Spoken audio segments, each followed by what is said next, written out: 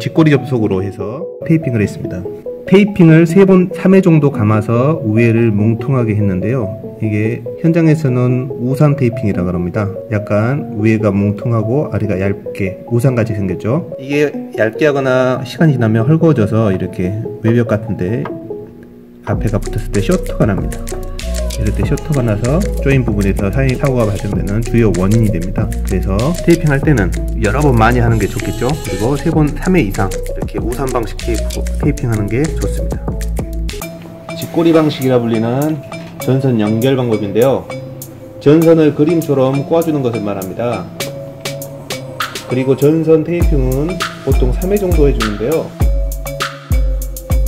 아래에서부터 위로 당겨주는 느낌이 있도록 감아주면서 마지막 부분에 와서 앞쪽 테이프를 검지에 걸쳐서 안쪽으로 당겨줘서 다시 감아줍니다. 다시 아래에서 위로 감아주면서 마지막 부분을 한 번 더 중지에 걸쳐서 안쪽으로 당겨서 감아줍니다.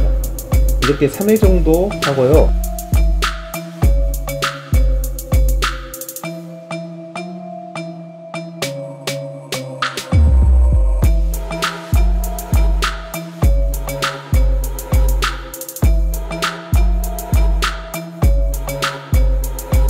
마지막으로 앞쪽 부분을 테이프로 감싸주듯이 테이핑해서 앞부분이 뭉퉁하게 우산 모양으로 만들어주세요.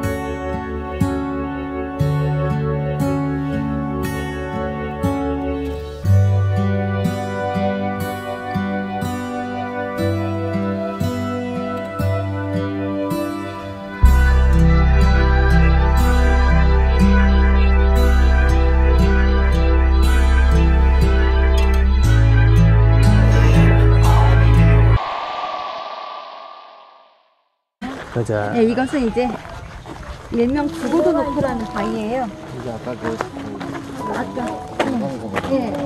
죽어도 놓고 바위인데 이것도 말들처럼 이걸 갖다가 우리 어르신들이 다 이제 목도로 옮긴 돌이에요. 뭐 이 무게가 뭐 8톤이니 4톤이니 얘기를 하는데 여기다가 하나원 시인의 보리피리를 새겨놓으려고 그런 것이 아니라 여기 이제 무엇을 하려고 그때 아까 소란 놈이 서가지고 훈화하던 자리예요. 그런 자리에다가 왜 여기 죽어도 놓고 많은 분들이 이걸 끌어다가 너무너무 힘들어서 차라리 채찍에 맞아 죽느니 돌에 깔려 죽느니 하나게 죽자 그래서 죽어도 놓고 그리고 내려놨다 그래요. 그래서 이제 죽어도 놓고라고 불리고 있는데 이제 여기서 우리가 해방이 되고 나서 무엇을 할까 많이 고민했어요. 아 그래 그럼 여기다가 하나온 시인의 보리피리를 새겨놓자 그래서 보리피리 12가 된 거예요. 그래서 이제 이 하나온 시인 함경남도 함주 출신인데 이분도 이름도 자기가 하나온이라고 지은 거 원래는 한태영입니다. 한태영인데 이제 구름처럼 살아가자 그런 뜻을 담고 있고요. 그래서 이 사람은 초등학교 이제 그때는 국민학교죠. 이게 한센병 병원 한 10년을 잠복기를 거치는데 이게 일이 농림학교 다니고 초등학교 국민학교 지나서 또 좀 괜찮을 것 같아서 또 일본에서 중국에서 유학도 다녀오신 분인데 이제 함경남 도초에 근무를 하고 있을 무렵에 이 병이 너무 악화가 된 거예요. 아 내가 이제 가족을 떠나야겠다. 그래서 이제 1948년에 올람을 하시게 됩니다. 올람을 하셔가지고 이제 그때는 누가 있겠어 이거 아무도 없다 보니까 노숙 생활하면서 이렇게 떠돌이 생활하면서 이제 그 시를 써다가 팔고 그렇게 보내셨어요. 근데 이 시를 팔 때 가장 먼저 누구한테 팔았냐면 서정주 시인 있죠. 서정주 시인한테 갖다 내다 팔았는데 뭐 서정주 시인이 한두 번 그걸 받았겠어. 그냥 집어 던져놓고 있었는데 어느 날 시를 봤더니 시가 너무 좋은 거예요. 아 이런 시가 있구나. 그래서 이제 그분이 또 찾아갔대요. 하나온 시인이. 그래서 이제 내가 이만저만해서 내가 한센병 환자입니다. 그랬더니 가장 먼저 서정주 시인이 뭐 했을 것 같아요? 그분이 가장 먼저 가서 손을 갖다 계속 씻었답니다. 그때 그렇게 한센병에 대해서 뭐 하다 보니까 손을 계속 씻고 나서 이제 그런 일화가 있는데요.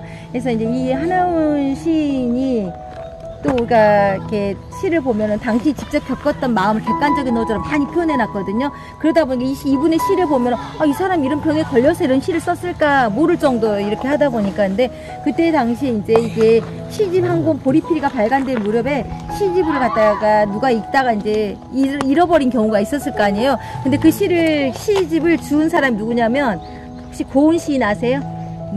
우리 이제 노벨 문학상이 몇 번 떨어져고 작년인가 재작년 미투 사건이 있었잖아요. 그러니까 고은 시인 이야기하면은 다들 막 뭐 어쩌고 얘기를 하는데, 근데 그분에 놓고 보면은 그 노벨 문학상에 된 시가 뭐냐면 가장 존경하는 분이 하나훈이라고 그래요. 그 고은이라는 분이 해서 원래는 화가가 되고 싶어서 그랬는데 중학교 때 이분의 시집 한 권을 갖다 주워가지고 나는 이제 시인이 돼야 되겠다. 그래서 시인이 되셨다고 그러는데 이제 여러분들 혹시 나중에 이제 이분이 다른 대외적인 데에서 노벨 문학상을 받을지는 모르겠는데 그 꽃이라는 시가 있어요. 내려갈 때 보았네 올라갈 때 못 본 그 꽃이라는 시가 있는데 그것 갖고 문학상 그 짧은 그거 갖고 했는데 이 하나훈 시인도 마찬가지로 당신은 아픔이 잘 나타나 있습니다. 그래서 가장 대표적인 시가 바로 보리필이에요. 그래서 그분의 시를 갖다가 보리필이 불며 봄원덕 고향 그리오 핀일일이 보리필이 불며 꽃청산 어린 때 그리오 핀일일이 보리필이 불며 이나느거리 인간사 그리오 핀일일이 보리필이 불며 방랑의 기사나 눈물의 언덕을 지나 핀일일이 이렇게 새겨져 있는데요.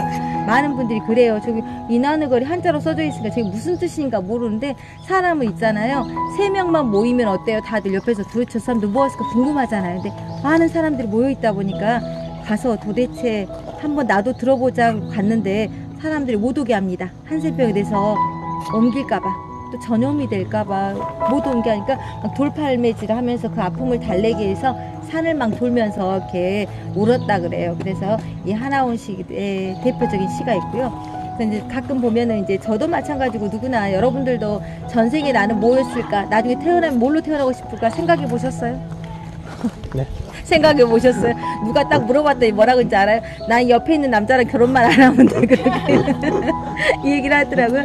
근데 이게 마찬가지로 우리 한센병 환자분들 나중에 태어나면 사람으로는 다시 안 태어나고 싶대요. 헐럴 자유롭게 날아다니는 새로 살고 싶대. 그래서 이제 이분의 이제 가끔 녹두장군 하면 무슨 새 생각나세요? 파랑새 생각날 하시죠? 근데 이제 이 하나훈 시인이 지은 시가 파랑새예요. 나는 죽어서 파랑새 되어 푸른 하늘 날아다니며 푸른 노래 푸른 울음 울어에리 나는 죽어서 파랑새 되리 그러면서 정말 홀홀 자유롭게 살고 싶대요. 그래서 사람을 안 태어나고 싶다는 그런 게 있는데 이게 그분의 작품들이 참 많이 있습니다. 그래서 이제 그게 보리필이 10이라고 그래요.